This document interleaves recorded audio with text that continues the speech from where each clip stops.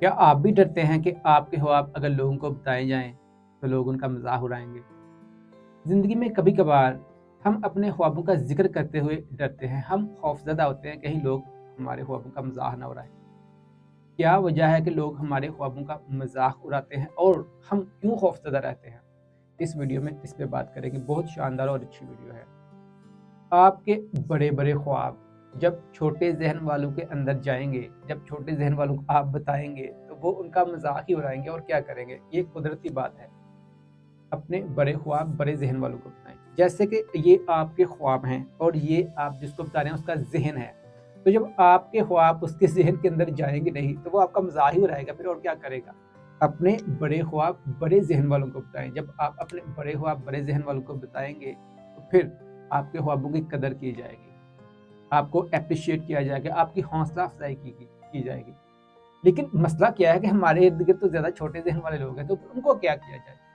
छोटे जहन वालों को छोटी बातें बता के उनको भी राजी कर लिया करें। ये छोटी बात छोटे जहन वाले के अंदर जाती है, उसको छोटी बात बता के उनको भी राजी कर लिया करें। बड़े ख्वाब बड़े जहन वालों को ही बताएं। एक अक्लमंद शख्स अपनी जिंदगी में खुश था, वो पुरसकून था, सभी लोगों के साथ उसके ताल्लुकात अच्छे थे।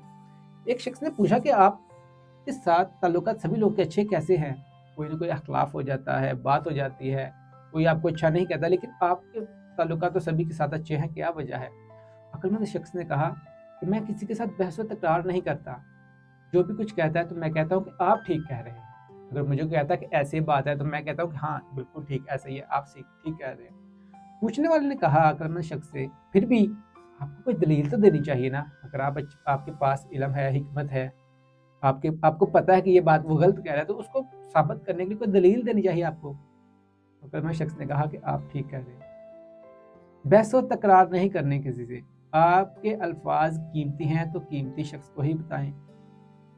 देखिए आपके अल्फाज रद्दी का टुकड़ा है, रद्दी है आपके अल्फाज। अगर आप कबाड़ी को बता रहे हैं, अच्छी से अच्छी बेहतरीन एक एक्सपेंसिव बुक ले आए और कबाड़ी की दुकान पे ले जाएं तो उसका भाव रद्दी के भाव ही लगाएगा।